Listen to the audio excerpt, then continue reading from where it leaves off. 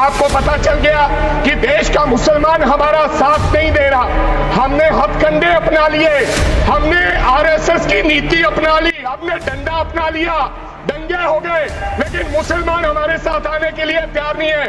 तो आपको किसी ने समझाया मुसलमान को अगर आपके बस में करना है, ये आरएसएस की नीति नहीं अपनाएगा जितनी देर आप इनकी सांस प्रणाली बंद नहीं करोगे। जैसा आपने पंजाब में करने की कोशिश की, किसान झुका नहीं, पंजाब के लोग नहीं झुके, सिख नहीं झुके, तो आपने एमएसपी का झगड़ा आज तक डाला हुआ है कि किसान की सांस प्रणाली बंद कर दो तो पंजाब अपने आप झुक जाएगा।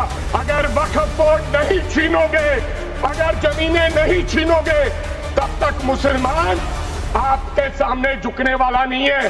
जानबूझ के मुसलमान को मारना चाहते हो, जानबूझ के इस देश में मिनॉरिटीज को खत्म करना चाहते हो। आपको लगता है पहले मुस्लिम मारेंगे, फिर सिख मारेंगे, फिर क्रिश्चियन मारेंगे, ये आपकी सोच है। मैं सरदार हूं, मैं सरदार हूं, और ऐसी कई उदाहरणें हैं पंजाब के अंदर।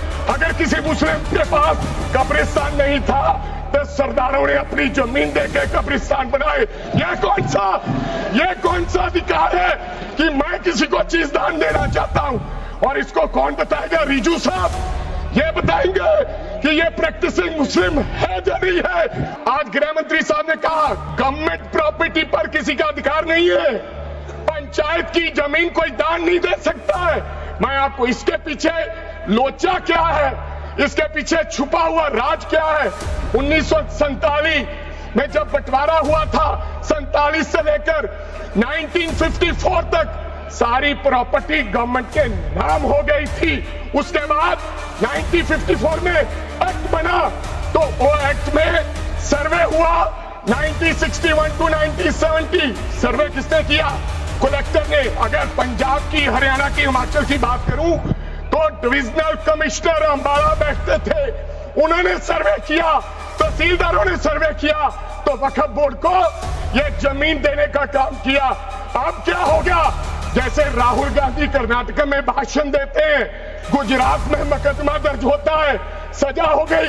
गवर्नमेंट की प्रॉपर्टी तो 1947 और 1954 में तो सारी प्रॉपर्टीज गवर्नमेंट की थी।